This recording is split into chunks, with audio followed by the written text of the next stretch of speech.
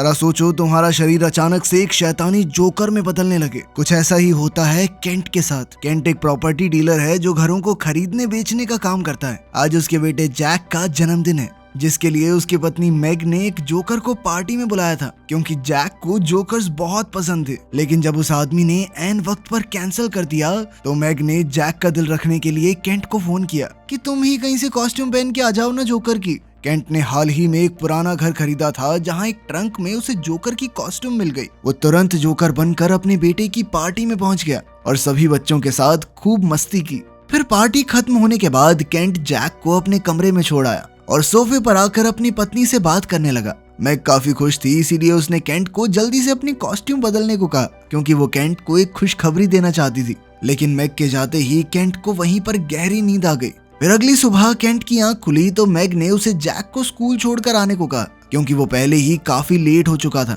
अब उसके पास कॉस्ट्यूम बदलने का टाइम नहीं था, इसलिए वो सिर्फ मुंह धोने चला गया। मगर काफी देर तक साबुन घिसने के बावजूद भी उसका मेकअप निकल ही नहीं रहा था। खैर, ज्यादा वक्त ना होने की वजह से वो जैक को ऐसे ही स्कूल छोड़ने चला गया। इसके बाद वो सीधा अपने खाली घर पर पहुंचा, जहाँ पर कुछ मजदूर उसका इंतजार कर रहे थे। उसने उन सबको घर का कारपेट निकालने को कहा, लेकिन जोकर की कॉस्ट्यूम में कोई उसे पहचान नहीं पाया। इस पर केंट ने उन्हें झाड़ते हुए कहा, सालों मालिक को नहीं पहचान रहे। सभी मजदूरों को काम पर लगाकर वो घर के बाथरूम में जाकर मेकअप निकालने की कोशिश करने लगा, लेकिन पेंट तो उतरने का नाम ही नहीं ले रहा था। फिर उसने गुस्से में विग और नकली नाक निकालने की कोशिश की, मगर वो भी नहीं निकल रही थी। उसका गुस्सा बढ़ता जा रहा था और अब उसने पूरी ताकत लगाकर कॉस्ट्यूम उतारने की कोशिश की, मगर अफसोस कोई फायदा नहीं हुआ। आखिरकार उसने ड्रॉर से एक ब्लेड निकाला और कॉस्ट्यूम काटने की कोशिश की, लेकिन इसी चक्कर में ब्लेड उसकी कलाई में लग गया और खून बहने लगा। उसने जैसे तैसे अपनी कलाई पर पट्टी की और मजदूरों के कमरे में जाकर एक छोटी आरी उठाई।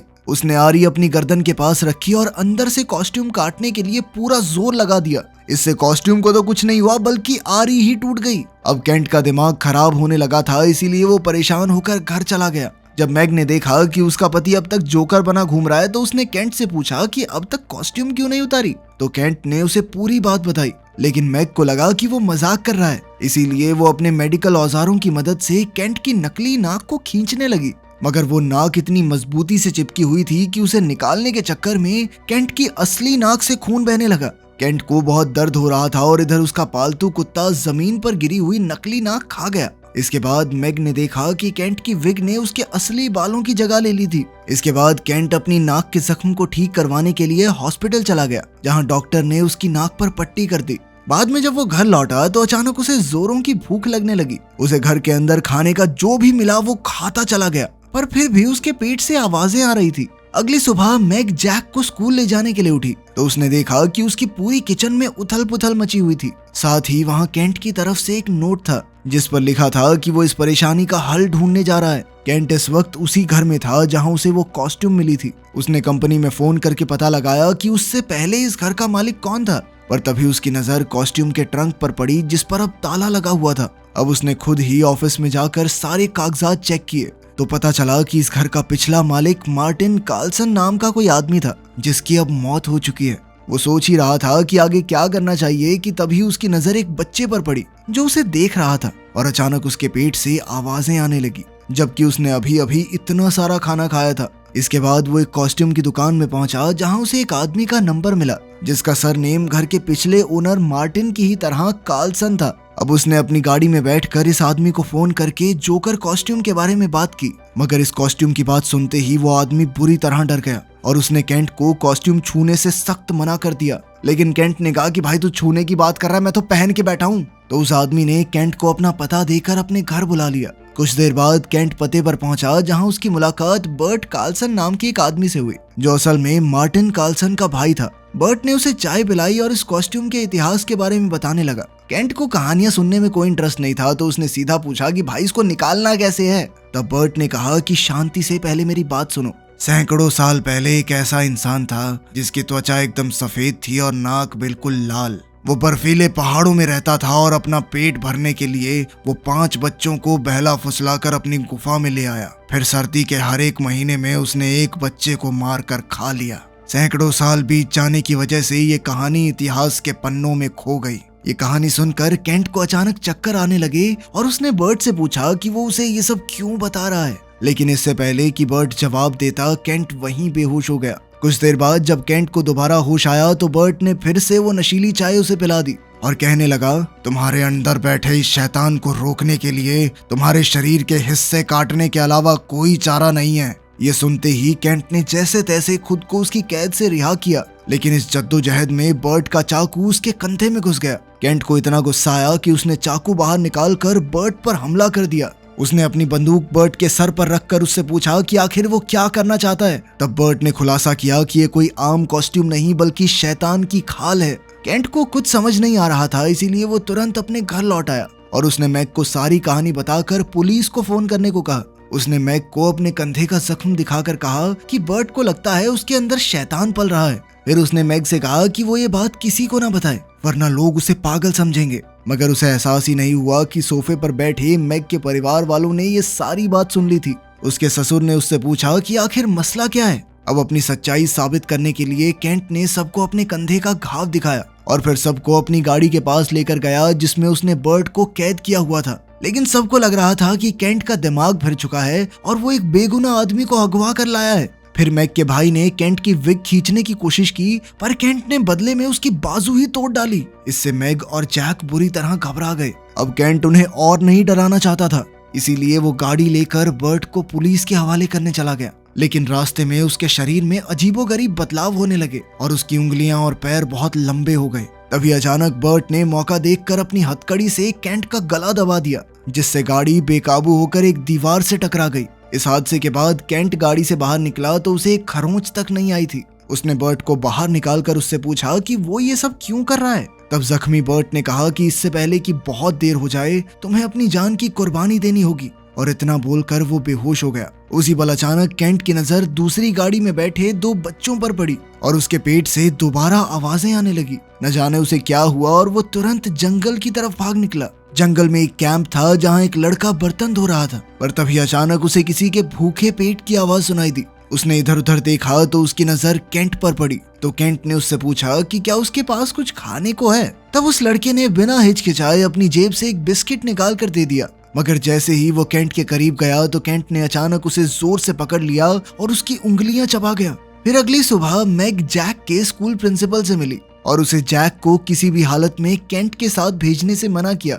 उधर केंट ने पहली बार इंसानी मांस खाया था, जिसके बाद उसके असली दांत टूटकर गिर गए। तब उसने अपने खाली घर में जाकर छुपने का फैसला किया, पर जब उसने दरवाजा खोला तो उसे एक बच्चा मिला जो उससे बातें करने लगा। लेकिन उसे देखते ही केंट के पेट से आवाजें आने लगी। हालांकि केंट को बहुत तेज भूख लगी थी, पर फिर भी उसने बच्चे को खुद से दूर करके खुद को घर में बंद कर लिया और दरवाजे के पास बैठकर अपनी भूख को रोकने की कोशिश करने लगा। वहीं घर पर मैग अपने कुत्ते को काबू करने की कोशिश कर रही थी, क्योंकि वो केंट की नकली नाक खाने के बाद से काफी अजीब बर्ताव कर रहा था। तब उसे केंट का फोन आया और उसने जो कुछ भी हो रहा था उसके लिए माफी मांगी। फिर उसने कहा कि मेरे पास अब कोई दूसरा चारा नहीं है, और अचानक फोन काट दिया। अब केंट हताश होकर एक कंस्ट्रक्शन स्टोर में गया, जहां से उसने एक आरी और बाकी औजार खरीदे। वहीं दूसरी ओर मैग केंट को ढूंढने निकल पड़ी और उसने अलग अलग प्रॉपर्टीज में जाकर देखा। उधर केंट उसी घर में वापस जाकर उस शैतान को खत्म करने का नया तरीका सोच रहा था।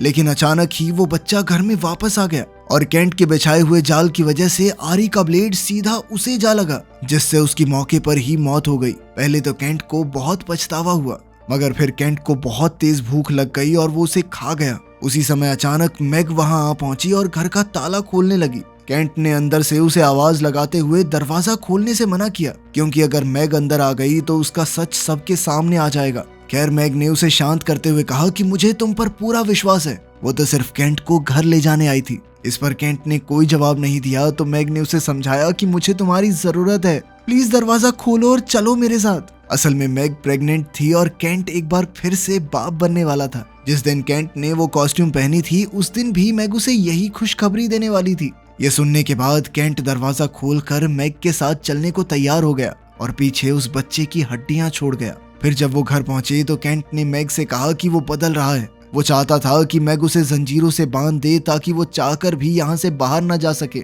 मैग ने उसकी बात मानकर ऐसा ही किया, पर अब वो समझ नहीं पा रही थी आखिर ये सब हो क्या रहा है। इसलिए उसने बर्ट की किताब पढ़नी शुरू की। तब उसे कार्लसन भाइयों की तस्वीर दिखी जिसमें बर्ट ने वो कॉस्ट्यूम पहनी हुई थी। मैग जानना चाहती थी कि आखिर उसने ये कॉस्ट्यूम कैसे निकाली, इसीलिए वो बर्ट से मिलने हॉस्पिटल पहुंची। बर्ट कुछ बोल नहीं पा रहा था, इसीलिए उसने एक डायरी में लिखकर पूछा कि केंट कहाँ है। उसने कहा कि सिर्फ मैं ही केंट की मदद कर सकता हूँ, लेकिन मैग उसे सच नहीं बताना चाहती थी। तो बर्ट ने उसे सिर्फ इतना कहा कि अभी के लिए केंट पर बिल्कुल विश्वास मत करना। इसके बाद बर्ट ने आगे कोई जवाब नहीं दिया तो मैग को बहुत गुस्सा आया। उसने बर्ट को वो तस्वीर दिखाकर पूछा कि उसे ये कॉस्ट्यूम कहाँ से मिली। तो बर्ट बेहद परेशान हो गया, जिसके बाद नर्स ने मैग को बाहर भेज दिया। अब मैग सच्चाई की तह तक पहुंचने के लिए उस घर में पहुंची जहां केंट को ये कॉस्ट्यूम मिली थी। वहां उसे एक कैमरा दिखाई दिया जो एक कुर्सी के सामने पड़ा था। अब उसने कैमरा की रिकॉर्डिंग देखनी शुरू की। वहीं दूसरी ओर जैक स्कूल में अपने पिता को याद करके रो रहा था।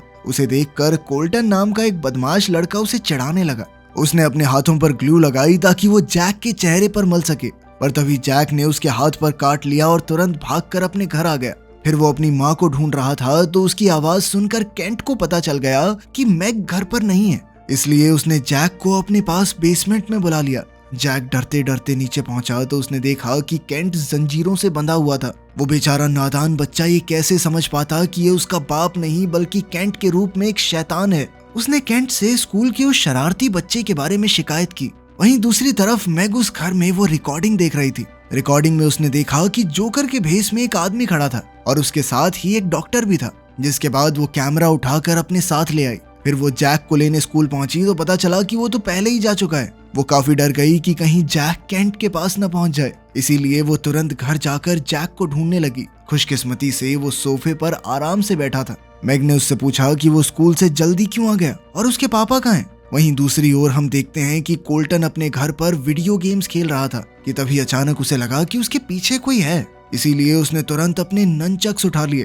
तभी केंट अचानक उसके सामने आ गया तो कोल्टन ने पूछा कि क्या आपके साथ जैक भी आया है, पर मौका मिलते ही केंट ने उस पर हमला कर दिया और वो शैतान उसे बुरी तरह मारकर कच्चा चबा गया। उधर घर पर मैग सारा सामान बांधकर जैक के साथ घर छोड़कर जा रही थी कि तभी उसने देखा कि उनका कुत्ता चेन से बंधा नहीं हुआ था। असल में कुत्ता भी केंट की ही तरह शैतान बन चुका था और अचानक वो मैग पर हमला करने के लिए दौड़ा, मगर ऐन वक्त पर बर्ट ने वहां आकर कुत्ते को मार डाला। अपने प्यारे कुत्ते को मरा हुआ देखकर मैग को गहरा सदमा लगा, पर बर्ट ने उसे शांत किया और पूछा कि केंट कहाँ है। फिर बर्ट ने अपने नकली दांत निकाल दिए और मैग को कॉस्ट्यूम की सारी कहानी बताते हुए कहा कि उसे ये कॉस्ट्यूम अपने स्टोर में मिली थी। उसे आइसलैंड से ये पार्सल आया था जिसमें ये शानदार कॉस्ट्यूम थी। उसके स्टोर में आज तक इतनी अच्छी कॉस्ट्यूम नहीं आई थी। अब इसे सर्कस वालों को बेचने से पहले बर्ट ने खुद ये कॉस्ट्यूम पहनकर हॉस्पिटल में भर्ती बच्चों को खुश करने का फैसला किया। उसका भाई मार्टिन भी इसी हॉस्पिटल में काम करता था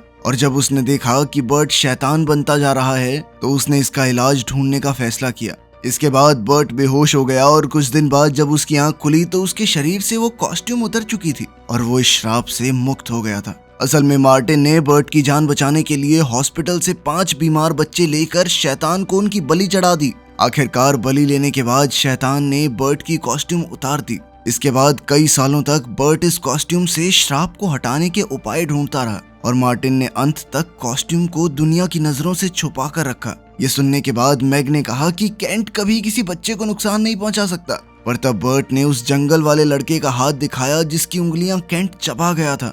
अब उन्हें कैसे भी करके केंट को रोकना होगा, इसीलिए उसने दोबारा पूछा कि वो कहाँ पर है। तब जैक ने बताया कि वो कोल्टन के घर गया था। इसके बाद मैग जैक को अपने पिता के घर छोड़ आई और बर्ट के साथ कोल्टन के घर पहुंची, लेकिन वहां तो केंट का नामो निशान नहीं था, सिर्फ कोल्टन की आधी लाश जमीन पर पड़ी थी। अब मैग ने सोचा कि केंट कहाँ हो सकता है तो उसके दिमाग में एक एडवेंचर पार्क का नाम आया और वो बर्ट को लेकर तुरंत वहां पहुंची। उसने बर्ट को बाहर रुकने को कहा और खुद केंट को ढूंढने अंदर चली गई। वहीं एक टॉय टनल में एक बच्चा अपने छोटे भाई को ढूंढ रहा था तो उसे खून के निशान दिखाई दिए, पर फिर भी वो आगे बढ़ता रहा। आगे जाते ही उसे केंट का शैतानी रूप दिखा जो बेरहमी से उसके भाई को खाने की कोशिश कर रहा था। उसे देखते ही उस लड़के ने शोर मचा दिया और वो अपने छोटे भाई को बचाने के लिए अपना बलिदान देने को तैयार था। अब केंट ने तुरंत उस पर हमला कर दिया जिससे उसका खून स्लाइड से बहकर नीचे गिरने लगा। इसे देखकर वहां मौजूद लोगों में अफरा तफरी मच गई और इधर मैग केंट को ढूंढती हुई वहां आ गई। तब बर्ट ने अचानक उसे किचन में खींच लिया और खून के निशान दिखाकर इनका पीछा करने को कहा। अब वो दोनों सीधा केंट के पास पहुंच गए तो केंट ने उनसे पूछा कि क्या हुआ। मैग ने कहा कि वो उसकी मदद करने आए हैं। इसी दौरान पीछे से बर्ट ने एक कुल्हाड़ी से केंट के सर पर हमला कर दिया, जिससे वो एक बार फिर शैतानी रूप में आ गया। उसने बर्ट पर जानलेवा हमला कर दिया और वो उसे खाने ही वाला था, पर तभी मैग ने उससे बर्ट की जान की भीख मांगी। आखिरकार केंट रुक गया और उसने मैग से कहा कि अब सिर्फ एक बच्चा बाकी है। अगर तूने मुझे आखिरी बच्चा लाकर नहीं दिया तो मैं तेरे बेटे को ही खा जाऊंगा। उसी पल अचानक पुलिस वहां आ पहुंची तो मैग वहां से भाग निकली और पुलिस ने बर्ट को गिरफ्तार कर लिया। इधर मैग ने अपने पिता को फोन करके जैक के साथ कहीं भाग जाने को कहा। उसके पिता ने उससे पूछा कि आखिर बात क्या है, पर तभी मैग की नजर एक गुम हो चुके बच्चे पर पड़ी तो वो फोन काट कर बच्चे के पास गई। उसी पल बच्चे की माँ ने वहां आकर उसे गले लगा लिया। इसके बाद मैग अपनी गाड़ी में बैठकर सोचने लगी कि आगे क्या करना चाहिए। तभी एक लड़की ने उससे लिफ्ट मांगी तो मैग उसकी मदद करने को राजी हो गई। अब यही आखिरी रास्ता था, इसीलिए वो लड़की को गाड़ी में बैठाकर आगे बढ़ी। जल्द ही लड़की गाड़ी में ही सो गई तो मैग इस बात का फायदा उठाकर उसे एक सुनसान जगह पर ले आई और लड़की को जगाकर गाड़ी से उतार दिया। वो लड़की काफी घबरा गई और वापस अंदर आने के लिए शीशे को पीटने लगी। तभी अचानक एक पुलिस वाला वहां आ गया और उसने मैग को वहीं रुकने को कहा और खुद उस लड़की से बात करने लगा। इधर मैग को समझ नहीं आ रहा था कि शैतान अब तक आया क्यों नहीं, तो उसे एहसास हुआ कि वो जरूर जैक के पीछे गया है। वो सीधा अपने पिता के घर पहुंची और उन्हें सब सच बताने लगी, पर उसी पल अचानक जोकर ने पीछे से एक ही झटके में उसके पिता का सर धड़ से अलग कर दिया। अपने पिता को अपनी आंखों के सामने मरता देख मैग तुरंत दौड़कर गैराज में गई और अपने बचाव के लिए एक हथौड़ा उठा लिया। अब वो केंट के आने का इंतजार कर रही थी, पर तभी अचानक जैक नीचे आने लगा तो मैग ने उसे तुरंत ऊपर जाने को कहा। उसके जाते ही केंट वहां आ पहुंचा तो मैग ने उस पर हथौड़े से हमला कर दिया, लेकिन केंट को कोई फर्क नहीं पड़ा और उसने मैग पर हमला करके उससे वो हथौड़ा छीन लिया। अब वो बड़ी बेरहमी से मैग के पेट में मौजूद बच्चा निकालने लगा। इसी दौरान मैग ने चिल्लाकर जैक को भाग जाने को कहा, पर दरवाजा बंद था, इसीलिए वो सीढ़ियों के नीचे छुप गया। अब केंट के सर पर खून सवार था, इसीलिए वो जैक को ढूंढने लगा। तभी पीछे से मैग ने चाकू उठाकर उस पर लगातार वार कर दिए और इस तरह उसका गला थोड़ा सा कट गया। मगर ये केंट को रोकने के लिए काफी नहीं था। केंट ने गुस्से में मैग पर जबरदस्त हमला किया और फिर उसे एक कपबोर्ड पर दे मारा, जिससे वो बेहोश हो गई। फिर वो अपने बेटे को ढूंढने लगा और आखिरकार उसे जैक मिल भी गया, मगर वो जगह इतनी छोटी थी कि केंट वहां घुस नहीं पा रहा था, इसलिए वो वहां से चला गया। जैक को लगा कि केंट हार मान चुका है, इसीलिए वो बाहर आ गया, लेकिन मौका देखते ही केंट ने उस पर हमला बोल दिया। अब वो जैक को पकड़ने ही वाला था कि ऐन वक्त पर मैग की आंख खुल गई और उसने केंट को जंजीर से बांध दिया। अब मैग आखिरी बार से उसका काम तमाम करने ही वाली थी कि तभी शैतान के अंदर से असली केंट की आवाज आई और उसने मैग से मदद मांगी। मैग को अब भी लग रहा था कि वो केंट को बचा सकती है, इसीलिए उसने जैक को वो किताब और कुछ जंजीरें लाने को कहा, मगर जैक ने सीधे तौर पर कहा कि ये उसके पिता नहीं है। जोकर समझ गया कि अब उसकी ये चाल काम नहीं करेगी, इसीलिए वो अचानक मैग पर हमला करने आया, लेकिन मैग ने एक आखिरी वार से उसे मौत के घाट उतार दिया। उसके शरीर से अलग अलग रंगों का खून बह चला। इधर मैग ने जैक को कसकर गले लगा लिया, मगर अचानक शैतान ने जैक की टांग पकड़ ली। तब मैग ने उसकी आखिरी बची हुई नसें तक काट डाली और इसी के साथ जोकर का शरीर गायब होने लगा, जिसके बाद वहां सिर्फ केंट का सर और कॉस्ट्यूम रह गई। वीडियो पसंद आई तो लाइक कर देना, चैनल को सब्सक्राइब कर लेना। मिलते हैं अगली वीडियो में।